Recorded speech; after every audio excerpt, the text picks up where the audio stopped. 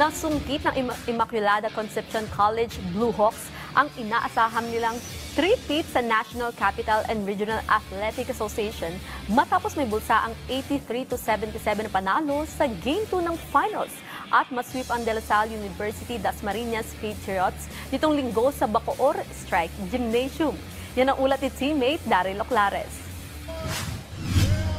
Sa ikatlong sunod na taon, itinanghal ng mga hari ng Senior Men's Basketball ng National Capital and Regional Athletic Association o NCRAA ang Immaculada Concepcion College Blue Hawks. Matapos ang kanilang panalo noong Game 1, hindi na nagkatubili ang Blue Hawks na wakasan ang Best of 3 Finals kasunod ng kanilang 83-77 na tagumpay sa Game 2 kontra sa De La Salle University Dasmariñas Patriots. Katulad noong mga nakaraan nilang match-up, tila gamay na ng ICC ang laro ng Patriots dahilan para makalamang sila nang aabot sa 22 points. Pero hindi kaagad sumuko ang DLSUD na pinagsumikapang mapababa sa dalawa ang bentahe ng defending champs sa huling 1 minute at 10 seconds ng laro. Sa kabila man ng banta ng Patriots na maagaw ang laban at pwersahin ang do-or-die Game 3, hindi nagpatinag ang depensa ng ICC para makuha ang panalo at makamit ang mailap na three-peat.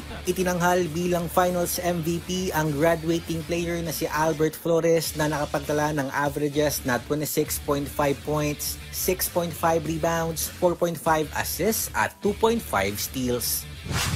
Siguro sa akin, wala akong doubt sa mga kasama ko. Kasi yung mga teammates ko, trinabaho nila yan simula pa lang practice, and kaya nung mga nakakashoot yung La Salle, and sinasabi ko lang sa kanila, composure lang kami, and huwag kami bibitaw kasi kami ang mag-hold neto sama-sama and isa't isa. Tingin naman ng Best Coach Awardee at ICC Head Coach na si OG Gumatay, dapat iretiro ang numero ng mga graduating players tulad ni Flores, Tutoy Ramirez at Jared Vento. Dapat. Actually, ihang na namin to dahil history ito nangyari. So wala na pwedeng gumamit. At again, sa lahat ng mga graduate, sa inyo to, pinaghirapan nyo to. Especially dun sa Big 3 ko. And then, welcome ko na sila sa Bataan Riser.